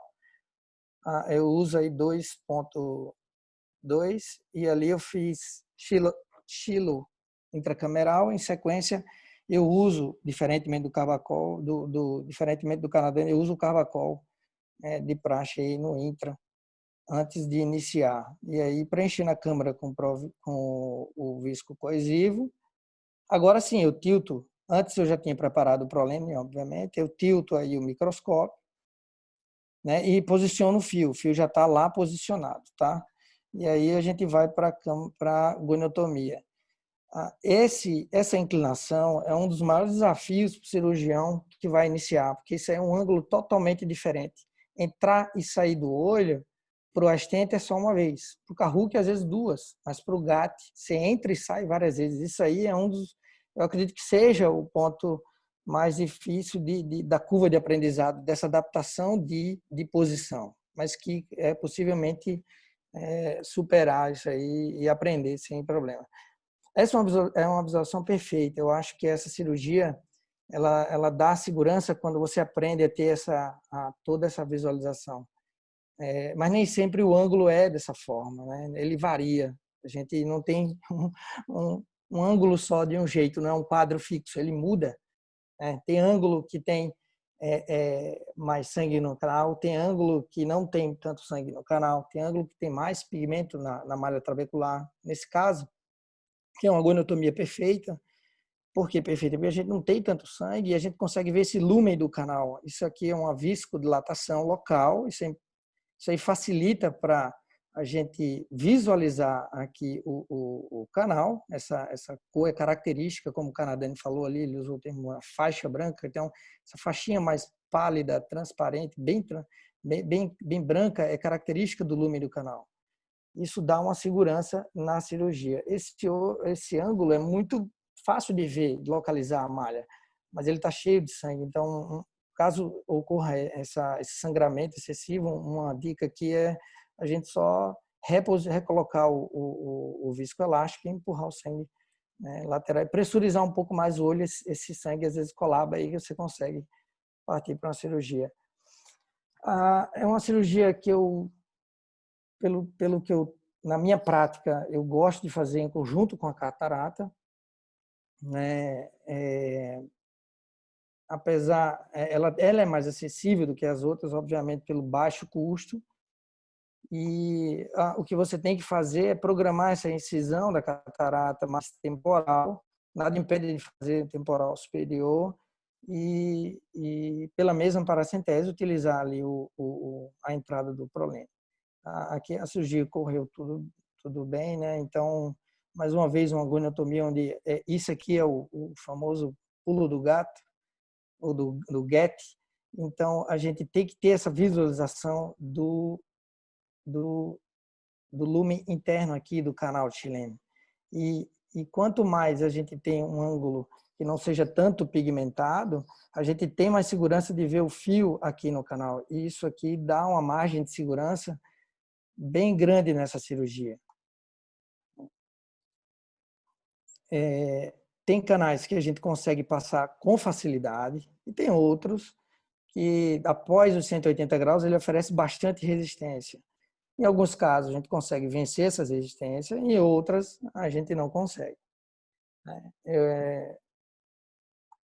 Uma dica no final da cirurgia, a gente vai ter sangue, né, sem dúvida, é a gente aspirar todo o metil e a gente ter um pouco de paciência aqui antes de tirar o bléfaro. Esperar um pouco mais e irrigar bastante a câmara. Se vier refluir sangue de volta para a câmara, refazer a câmara, deixar um olho pouco hipertenso e ter um pouco de paciência até que esse sangue comece a não vir mais. Tá? Mas é normal ter ifema no operatório, que seja um microinfema como esse aqui. Tá? Caso esse fio não progrida 360, uma manobra interessante é apenas você tracionar esse fio em direção à incisão principal. Então, aquela bolinha mesmo, ela oferece uma resistência, fazendo com que o fio não retorne pelo canal. Então, ela vem abrindo o caminho que ele percorreu. Então, aqui para um lado e aqui para o outro lado. Então, pode usar um gancho para fazer função vetorial contrária, caso prefira, mas não há necessidade, basta tirar o fio pela incisão principal e paracentese. O blenching é um clareamento, né, desses vasos coletores que a gente consegue ver aqui com BSS, preenchendo essa área branquinha no final da cirurgia, no NGAT, e aqui num GAT 360, onde a gente consegue ver que não é só nasal que existe canais coletores, né? A gente consegue ver um branqueamento quase que 360 graus. A contraindicação é a mesma que o Canadani falou, glaucomas neovascular, o pós-trabecular, isso aí não é boa ideia fazer, obviamente, e naqueles glaucomas bem avançados também não. Isso aqui é o que a gente espera no pós-operatório, esse ifema, isso não é ifema, né, tão importante, isso é comum, um pouco de edema até de córnea, tá? Mas eventualmente vai acontecer isso aqui. Mesmo assim, esse tipo de ifema, nessa quantidade, ele ainda é reabsorvido em torno de 7 a 10 dias, em média uma semana. Um paciente meu que teve uma manobra de Valsalva, então depois desse dia todos os meus pacientes a gente faz, e eu recomendo fazer antiemético no intraoperatório, tá? Para o paciente não ter manobra de Valsalva no pós-op imediato. É importante isso, eu creio que não só para o GAT, mas para qualquer outra cirurgia angular. Tá? Mas nesse caso eu fui paciente aqui com ela e com 2 semaninhas esse fêmur já tinha quase reduzido e não precisei aspirar, mas sem problema algum de você retornar esse paciente para o centro cirúrgico, aspirar esse sangue ou lavar essa câmara e refazer ela com BSS mesmo. Tá? Alguns bota bolha é uma opção, sim, mas a gente não consegue deixar o olho tão hipertenso ao ponto de diminuir o refluxo do sangue.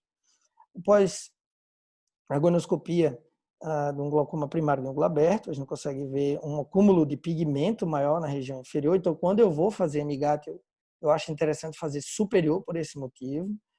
E é bem parecido até com a imagem que o Canadá mostrou aqui do OCT. A gente vê que ainda tem a malha, mas ela continua aberta, né, dos 2 temporais nasal. E aqui é só para mostrar que isso aqui é um ângulo no congênito aberto 360 graus. Medicação pós-operatória, para finalizar, gente. Então, aqui no GAT é importante a gente ter cuidado com picos de pressão. O corticoide, normalmente, quando o paciente só vai fazer a cirurgia GAT isolado, eu deixo 7 dias. Eu acho que isso aí é suficiente. E um anti-inflamatório não hormonal por mais tempo. A pilocarpina eu uso de praxe, pelo menos por 7 dias. Se o paciente não estiver suportando, aí a gente remove, mas eu uso sim. Ela contrai, né, o músculo ciliar que está ali aderido no esporão escleral, então expõe mais a malha trabecular. Tá? E eu sempre deixo medicado o paciente. Eu não tiro o remédio, a medicação de vez. Né? Eu às vezes só tiro o análogo, é uma cirurgia que não tem fístula, a gente consegue fazer um washout com calma dentro de um mês. A diferença da cirurgia combinada é que eu estendo um pouquinho mais o corticoide do que no Only GAT. É isso, gente. Muito obrigado. Desculpa aí ter estourado o tempo. Não, obrigado. Acho que foi bem o que a gente tinha combinado, né? O Bruno, a gente conversou antes da aula. O Bruno tem rodado o Brasil aí, ensinando o pessoal a fazer GAT. Eu acho que essa aula ficou bem e vai estar gravada para todo mundo lá depois, né? Então, eu já vi algumas, Bruno. Essa foi mais uma e foi uma pegada bem prática, né? Que é o que a gente tinha combinado. A gente, dentro do que a gente combinou também, a gente falou em fazer esse debate final aqui, aproveitar esse tempo final para debater por bloco, né? Foi até uma sugestão do Ricardo, porque senão a gente começa a jogar pergunta e todo mundo responde, a gente meio que não sai do lugar. Então a gente vai falar um pouco do stent, depois falar do Kahoot, depois falar do GAT, tá? Eu vou ter algumas perguntas aqui no grupo, o Bruno acabou até respondendo uma delas agora, mas eu vou dar preferência para aqueles que mandaram as perguntas nessas 2 semanas, né? Então o pessoal que foi lá, parou, elaborou pergunta e já foi enviando nessas 2 semanas, conforme a gente foi disparando nos grupos. Ricardo, eu vou começar com você. Eu separei as 3 perguntas para cada um e vamos ver se a gente responde bem objetivo, todo mundo, para a gente aproveitar o tempo, tá? Então, o Ricardo abordou uma parte na aula lá que é bem bacana, assim, meio que tentando predizer, né? Eu acho que o calcanhar de Aquiles de MIGS a gente não consegue avaliar direito o fluxo pós-trabecular, certo? A gente não sabe como é que está ali depois do trabeculado, dos MIGs de bypass, né? Vamos dizer assim. E mesmo que a gente saiba avaliar, a gente não sabe interpretar, né? Então, você não sabe se você coloca onde tem mais, coloca onde não está funcionando para ver se funciona. Vai ser difícil, isso vai demorar. O que você tem clinicamente, Ricardo, que você vê de preditor de sucesso? Tem pouquíssimos trabalhos em MIGS avaliando preditor de sucesso. Então, na tua experiência, é no idoso, é no jovem, é no glaucoma primário, é no secundário, claro, tô falando de ângulo aberto, alguma coisa que você fala assim, puxa, esse eu nem vou pôr porque na minha mão não está funcionando. Boa pergunta, Tiago. Isso eu posso responder porque a gente acabou de fazer um levantamento aqui de todos os nossos casos, onde a gente fez uma análise de regressão logística para avaliar quais são os fatores associados ao melhor resultado com os stents. E o que a gente achou é que, por incrível que pareça, a cirurgia combinada aumenta em média o sucesso em 200%. Tá? Eu acho que o fator de você combinar a cirurgia de catarata não só o efeito da catarata, mas o fato dela criar uma lavagem ali trabecular e empurrar o líquido BSS pela via de drenagem natural, isso meio que faz um primer ali daquela região. Isso facilita o funcionamento dos stents.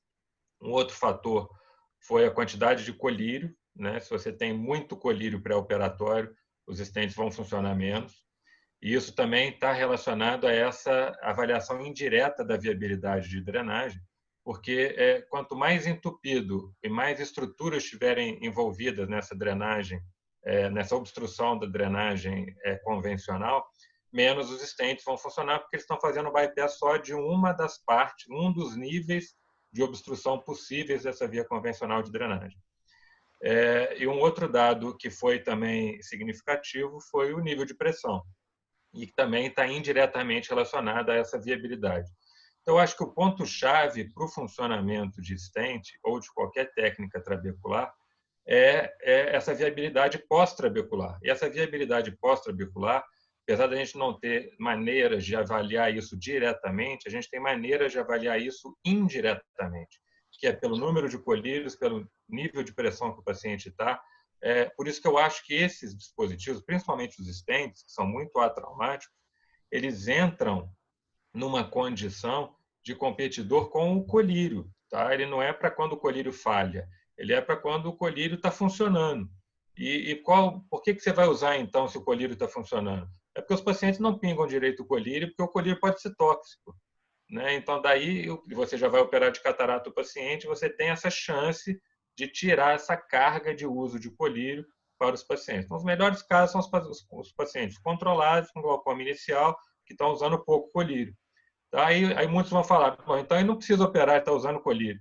Mas colírio é para o resto da vida e é chato usar colírio e ele tem transtornos do colírio. Tá? Existem algumas evidências científicas mostrando que o próprio BAC é tóxico para a malha trabecular. Né? Então, o fato de usar cronicamente colírio com BAC, ele pode agravar o próprio glaucoma do paciente. Ricardo, então, nessa pegada que você colocou, de preditor de risco, eu acho que o iStent é o que a gente tem mais informação, né? É o que todo mundo tem mais acesso, é o que tem mais estudo. Por isso que eu estou querendo explorar a coisa que não está no paper ali, por enquanto.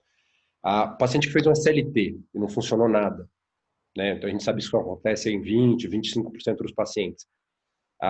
Você ainda insistiria no stent ou falaria, olha, dentro do que você falou, aparentemente não faria sentido também, né? Então, o SLT, a ação do SLT, ele faz o quê? Ele facilita a passagem do humor aquoso para a malha, para o interior do canal de Schlemm.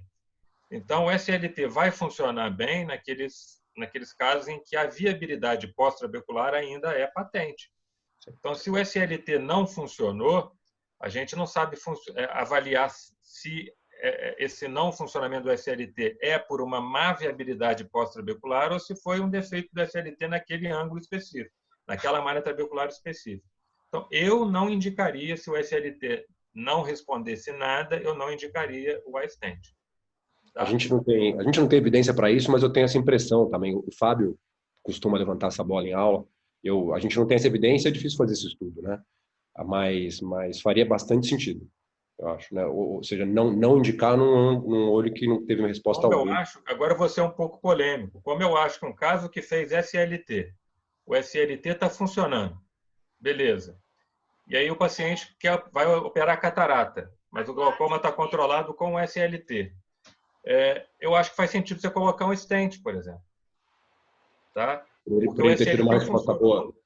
Só que o SLT pode perder a função ao longo do tempo. E faz sentido você manter um pertuito, anatomicamente pertuito, aberto ali no trabecular, para manter líquido passando para o canal de Schlemm.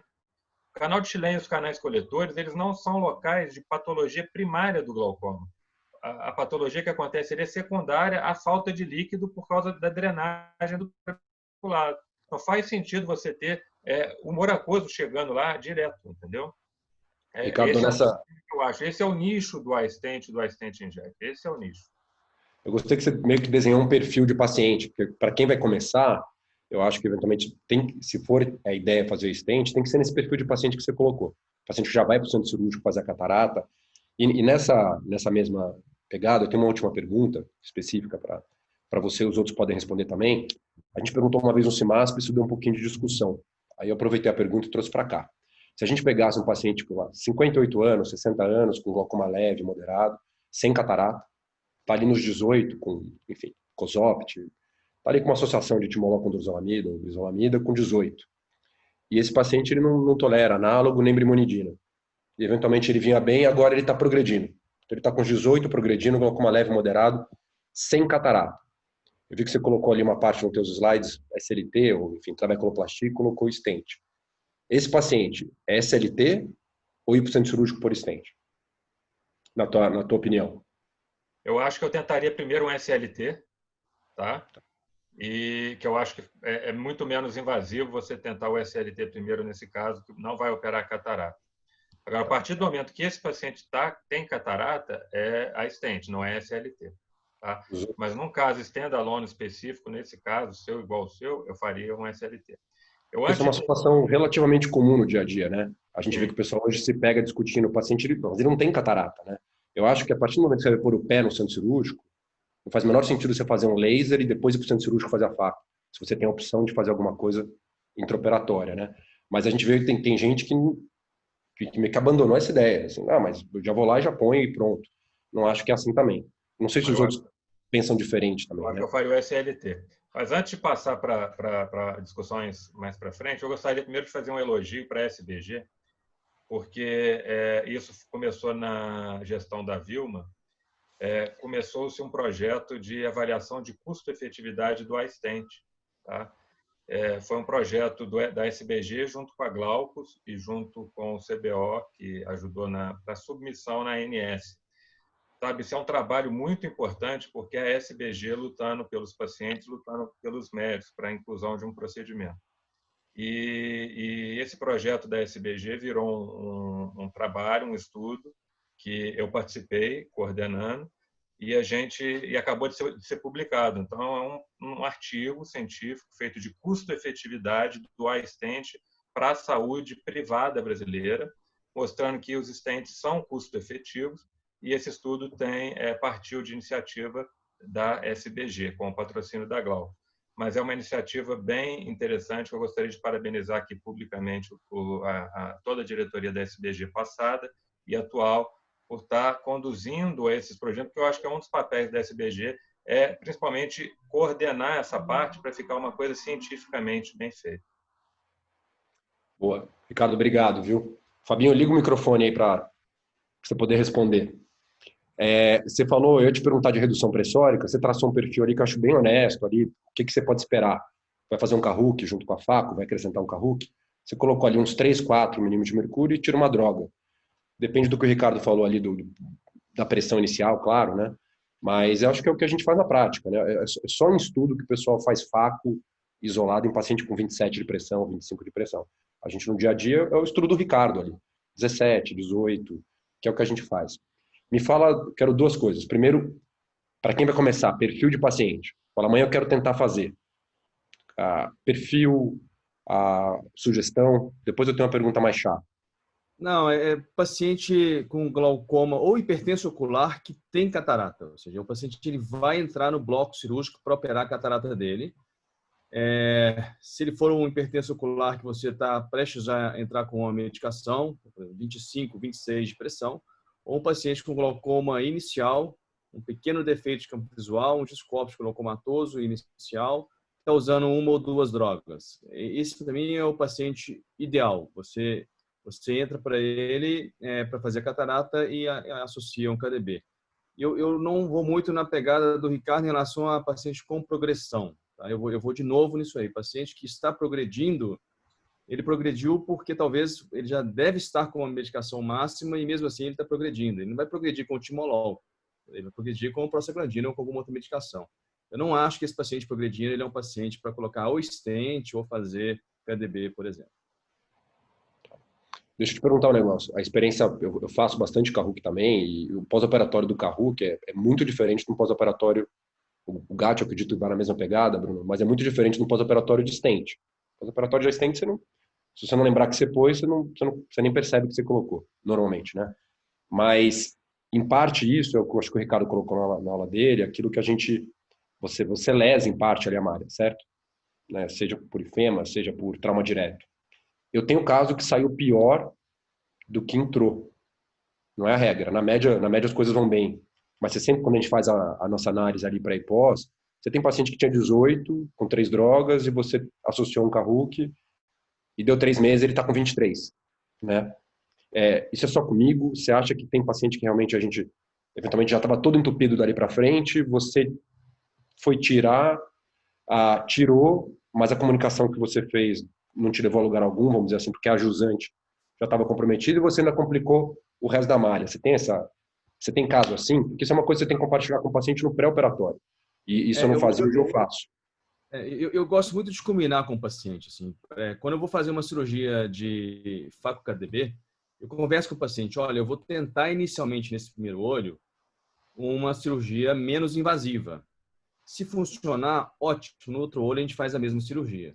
Se não funcionar, no outro olho a gente faz uma cirurgia combinada com trabeculectomia. E volta nesse olho para fazer a trabeculectomia. Então, eu já deixo pré-combinado com o paciente, mais ou menos dentro da taxa de sucesso que a gente tem, de 60% a 65%. Eu acho que é bem razoável para você abordar o paciente, de modo que ele também não se frustre depois. Aí fala, doutor, mas aquela cirurgia lá não teve nem ponto, né? Ela foi bem tranquila, agora eu vou fazer a do ponto? Eu falei, agora eu vou fazer a do ponto. Então, eu acho que ser honesto com o paciente é a primeira coisa. Agora, uma coisa importante, tá, Thiago? A gente está fazendo levantamento de um trabalho randomizado, né, a qual, inclusive, você faz parte.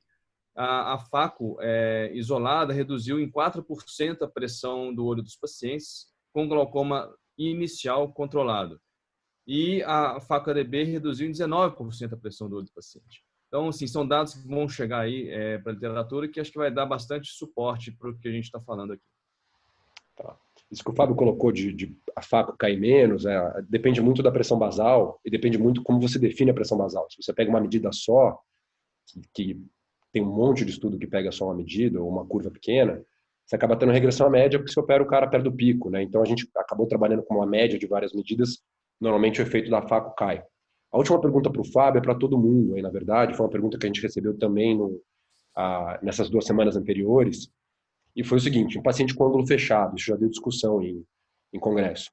Paciente glaucoma de ângulo fechado, aposicional, sem sinéquia, bem controlado, vai fazer a FACO.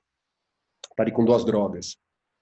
Vocês veem indicação, primeiro, fiz a FACO, posso só contar com o efeito que a gente sabe que a retirada do cristalino já tem nesses olhos, vocês veem indicação para além da FACO fazer alguma coisa, e quem vem a indicação, se tem evidência para isso. Porque a gente já vê a gente falando, olha, já pego, já faço a FACO, já abro o ângulo e já faço tal coisa ali, faço um Kahuc ali. Eu não lembro de evidência para isso, mas eu queria a opinião pessoal de vocês e se tem suporte. Vou começar pelo Fábio, depois se o Ricardo quiser comentar do stent.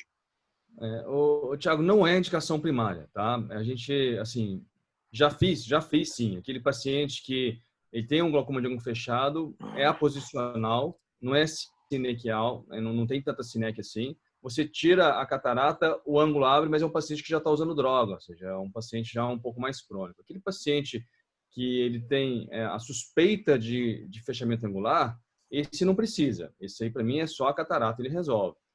Então, eu não vejo como... Eu não acho que é o paciente ideal, mas se ele já estiver usando algum tipo de droga por algum outro problema, aí sim eu associaria um KDB, porque acho que em relação ao custo-benefício valeria a pena. Mas não tem nenhum trabalho em literatura que fez um estudo randomizado, comparou um com o outro para saber qual seria o resultado melhor. Infelizmente, a gente não tem esse embasamento. Não. Ricardo, você quer comentar? Jair? Bruno? Deixa eu falar.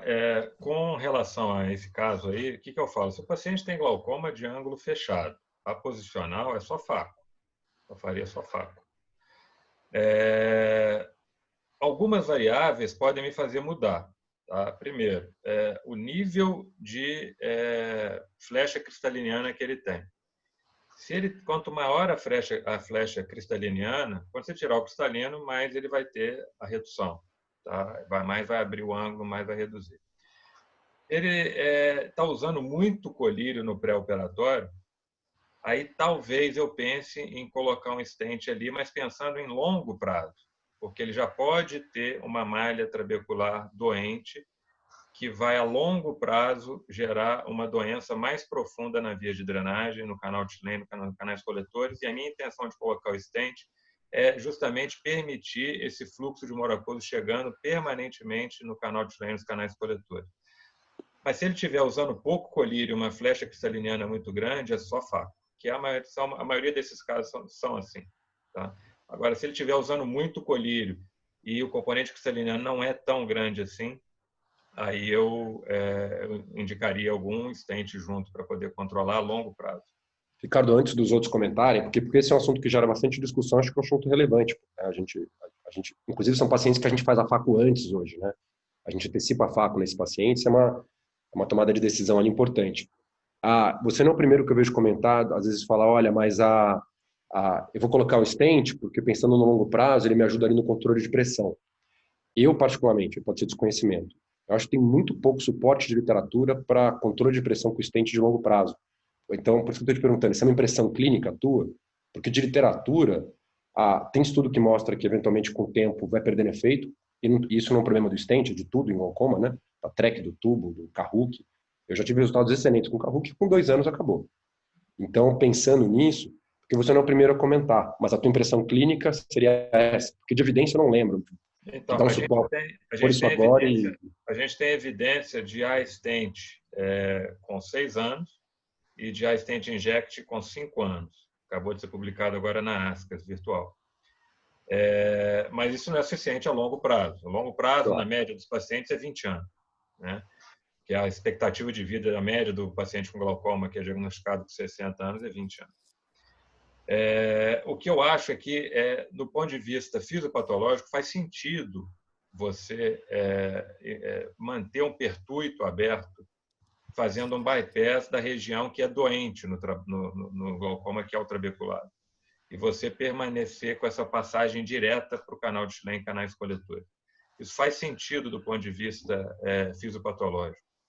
Então, pensando nesse sentido, eu acho que faz sentido. Agora, na falta de evidência, nada impede que você faça, se não se sinta confortável com isso, a fazer a faco primeiro e, se for necessário no futuro, se coloca o stent ou faz uma outra coisa complementar ou até um SLT. Né? Então, eu acho que, ainda como não existe uma evidência que fecha a questão nesse sentido, eu acho que a gente pode caminhar para os dois lados, sempre com bom senso. Você não vai sair colocando stent em todo glaucoma de ângulo fechado, que eu acho que aí está completamente errado. A maioria, inclusive, eu não coloco, eu faço só a faco. Tá. Não, eu concordo. Até porque, assim, por outro lado, tem evidência, né? A evolução do glaucoma de ângulo fechado pós-faco é ótima. Né? Diferente do glaucoma de ângulo aberto, né? Você não tem a doença trabecular ativa ali, né? Por isso que eu falo que mesmo nos não controlados. Por isso que eu falo que a quantidade de colírio, às vezes, me direciona para colocar. Porque se ele está precisando de muito colírio para baixar a pressão, a gente imagina que o trabeculado já possa estar envolvido mais do que só o componente cristaliniano. Mas não é só a quantidade de colírio, é a severidade do glaucoma. Não é só a quantidade de colírio está associada à severidade do glaucoma, mas não é a quantidade de colírio que vai nortear a gente, é a severidade do glaucoma. Se pega escavação total e um paciente tem um glaucoma de ângulo fechado, não é para se brincar de tentar abrir o ângulo, colocar um stent, é até fazer uma TREC junto. Né? Então, assim, eu até tinha falado para o Thiago, não vou falar. Né? Hoje eu vou ficar mais assim, eu sou muito medicina baseada em evidência. Eu tenho uma âncora enorme que me impede de eventualmente de aventurar em algumas coisas por ser medicina baseada em evidência. A gente não tem evidência para ficar fazendo a stent glaucoma de ângulo fechado. A gente tem pouca evidência para glaucoma primário de ângulo aberto. A gente está até brincando, parecia assim que o stent do Jair era diferente do stent do Ricardo, que a impressão negativa de evidência fraca em termos de resultado pressórico de uma aula foi um pouco diferente da outra. Eu achei isso o máximo, achei muito bacana, né? Mostra uma divergência de abordagem que é bastante interessante. Agora, para essa pergunta específica, eu acho que é muito importante colocar que, assim, como é que eu vejo uma coisa dessa? Se eventualmente alguém coloca um stent, um glaucoma de ângulo fechado, por que está usando muito colírio? Escuta só essa frase, esquece que é para um glaucoma muito avançado, e ele tem... Eu sei, eu entendi, Ricardo, eu entendi seu ponto de vista. Eu só completando isso para não ficar uma coisa mal entendida. E a pessoa perde visão por isso, eu não tenho como, se eu fosse assistente perito dessa pessoa, eu não tenho como defender essa pessoa. Porque não existe escrito isso, muito pelo contrário. O que tem de evidência é que glaucoma crônico de ângulo fechado, ou glaucoma de ângulo fechado com muito avançado, precisa de muito colírio, você tem que fazer, inclusive, uma trabeculectomia junto. Né? Então, é só essa intervenção que eu gostaria de colocar, e que eu acho assim que uma coisa maravilhosa que a gente tem no glaucoma agora são essas opções e o tamanho da nossa ignorância. Né? E que o tanto de estudo que a gente ainda tem que fazer para conseguir consolidar os fatores de risco para falência, como o Ricardo estava falando, a verdadeira efetividade das coisas, quer dizer, você falar em diferença de menos de 2 milímetros de mercúrio, é um colírio vagabundo isso. Né? Menos de 2 milímetros de mercúrio é um colírio ruim. E assim, essa noção de limite, igual você colocou que o seu trabalho está excelente, Ricardo, 18 de pressão, abaixo de 18 de pressão, serve para grande parte dos glaucomas iniciais. E o que eu gosto de pensar, e não foi comentado aqui, desculpa, Tiago, está tomando seu espaço um pouco, é assim, qual que eu acho que é uma das principais virtudes dos MIGs? E que é um raciocínio que eu falo muito com o Tiago, e já falei com o Bruno também isso. Quantos pacientes que eventualmente eu conseguiria livrar de uma cirurgia filtrante com procedimento menos agressivo? Certo? Quantos pacientes eu consigo livrar de colírio com um procedimento que é pouco agressivo, porque eu acho colírio muito agressivo.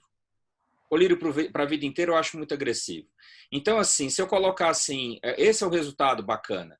Talvez os valores pressóricos, eles ficar só limitado, isso é pouco. Mas falando assim, eu consegui tirar, numa facotrec, no paciente precisava usar pouco colírio, eu consegui tirar a necessidade de colírio, facotrec, não, uma faco, a stent, eu consegui tirar os colírios. Ou, num caso mais, eventualmente, para o Karook ou para qualquer outro procedimento, eu pude prescindir de uma cirurgia fistulizante. Isso é bacana, tá? Desculpa, eu acabei alongando. Eu vou pegar o... aqui. Não vou nada. Porque eu vou pegar o teu gancho para o Bruno agora. Bruno, até comentaram aqui que tem menos estudo de GAT, falando, pô, mas é barato porque tem pouco estudo. Justamente porque você não tem uma indústria querendo ganhar dinheiro em cima, é difícil. Estudo de coisa simples é caro, estudo prospectivo é difícil de fazer. A gente tem uma estrutura de acompanhar esse paciente, fazer o follow-up de pertinho, você sabe. Né? A gente está apanhando para juntar os dados retrospectivos, aí o Ricardo, que está publicando bastante, sabe do trabalho que dá. Isso é custo, é tempo. Mas na tua impressão, no que o Augusto perguntou, teus estudos, a gente vê lá nos pacientes, na verdade, do estudo, que são pacientes candidatos a TREC. Esse é o paciente que você tem feito GAT nos últimos 2 anos. Você não são os pacientes que eu faço com a RUC, o que o Fábio faz com a RUC, o que o Ricardo faz a stent. Você está fazendo em outra, né? São pacientes mais graves, bastante paciente do SUS e que, ao invés da TREC, você está fazendo o GAT. Na tua impressão, quantos você fala... Eu tenho uma ideia mais ou menos, porque a planilha de Excel está na minha mão, né? Mas quantos por cento você acha que você livrou da TREC em 2 anos? Tá? Olha, então, daquele número lá nosso, se eu não me engano, vamos arredondar aí, 90 a 100 olhos, eu acredito que 60 a 70%, se eu não me engano. Eu consegui livrar da TREC, mas eu deixei muitos com medicação. Sim. Né? Eu acho que a média desses números aí de pressão era 23, se eu não me engano. Mas realmente o candidato ideal muitas vezes não está ali, né? Ali a gente, infelizmente, na universidade a gente pega casos que a gente não vê no nosso consultório ali do privado, né? Realmente um público que carece e muitas vezes chega em situações de glaucoma mais avançado para a gente. No Sistema Único de Saúde, eu estou falando. No consultório privado, o GAT vai muito bem para aqueles casos. O Canadani citou pressões acima de 28, aí por aí 25. Eu acho que vai muito bem, ou que seja o Karook, a minha impressão aqui é no GAT, naqueles casos que está com medicação máxima e vai fazer uma FACO, mas controlado. Sei lá, 14, 15, que isso aí ainda é satisfatório. Para tirar o colírio do paciente. Eu estou voltando aqui à pergunta que você fez para o Canadani, o candidato ideal. Talvez esse caso seja um candidato bom para isso, para baixar, você tirar a medicação, sim, total, um candidato que a medicação funciona. Tô saindo aqui da pergunta, Tiago, porque os pacientes do estudo realmente envolveu muito paciente da universidade, então realmente são casos que a maioria era para TREC, que é, na verdade, a fila de TREC. A gente tem o que hoje no Sistema Único, o nosso gold standard é a trabeculectomia. E sem dúvida, se um dia essa cirurgia angular chegar, ela vem para somar, ela não vai vir para substituir, como o Jair falou. A necessidade da trabeculectomia sempre vai existir entre a gente, sem dúvida, que seja um implante valvular, mas assim, o que eu quis dizer é só a questão que não veio para substituir, veio para acrescentar. Talvez ganhar um tempo, não sei, 10 anos, 5 anos, foi o que o Paranhos falou, o professor, aí, a gente ganhar um tempo para fazer uma cirurgia fistulizante.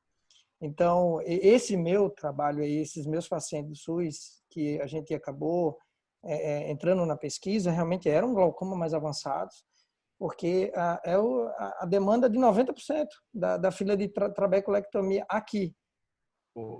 O Bruno, o que me surpreendeu, Thiago, se me interromper, é que você teve bons resultados em pacientes já operados de cirurgia fistulizante. Assim, seria importante você falar isso. Você operou paciente com tubo, paciente com TREC e teve bom resultado. Isso me surpreendeu positivamente. Existia uma hipótese de que quando a gente muda essa via de escoamento, a via que não está sendo mais usada, se foi para TREC, ele fica em desuso e isso era uma hipótese, uma teoria. O Grover, realmente, apesar de ser retrospectivo, ele publicou alguns retrospectivos, seria alguns casos que ele mesmo fez GAT em olhos já operados e viam resultados satisfatórios, principalmente nos secundários, né? Corticoide, o cara fez uma TREC e desenvolveu um glaucoma secundário. Entendeu, Canadani? Mas a gente não tem tanta evidência científica e não tem nenhum trabalho prospectivo randomizado do GAT ainda, que eu espero que um dia isso apareça com calma, né? Para a gente ter mais confiança e abrir a boca aqui. Jair, quer complementar? Você tem uma pergunta aí, né? Quero, na verdade, complementar no seguinte sentido, Thiago. Primeiro, com relação à indicação desses bypass trabeculares no glaucoma de ângulo fechado, a gente não pode esquecer que, apesar da gente não ter as evidências, existem trabalhos, sim, mostrando que esses pacientes já têm uma doença da malha trabecular a despeito de não terem goniocinectes. Então, simplesmente o fato do paciente ter uma posição e a íris encostando sistematicamente já faz com que haja, sim, uma trabeculopatia nesses pacientes. O segundo aspecto, eu achei a linha de raciocínio do Ricardo fantástica, eu acho muito interessante realmente a gente tentar entender a doença trabecular no glaucoma. Mas uma das coisas que realmente, de certo modo, coloca um pouco por terra essa teoria dessa trabeculopatia foi o que o próprio Bruno comentou. O próprio Grover, ele tem trabalhos em que ele fez em pacientes que já tinham feito TREC e ele fez GAT e o GAT funcionou. Ou seja, já tinha feito TREC, teoricamente você já tinha colapsado a malha trabecular, já tinha colapsado canais coletores e mesmo assim o GAT funcionou nas mãos do Grover. Então, veja, a gente ainda não sabe muito bem, eu acho que realmente é um campo em que a gente tem muita coisa para aprender, como o próprio Ricardo chamou a atenção. E eu queria só aproveitar o Bruno aqui, que tem uma experiência extensa com GAT, e fazer uma pergunta para o Bruno. Bruno, por que você acha, por exemplo, que o GAT funcionaria ou funciona, tá? Sendo que a trabeculotomia ab externo já foi tentada para glaucoma do adulto, glaucoma primário de ângulo aberto, e ela nunca foi de fato utilizada, ou foi pouco utilizada, porque os resultados não foram bons. No que você acha que a trabeculotomia ab interno ganha em relação à ab externo?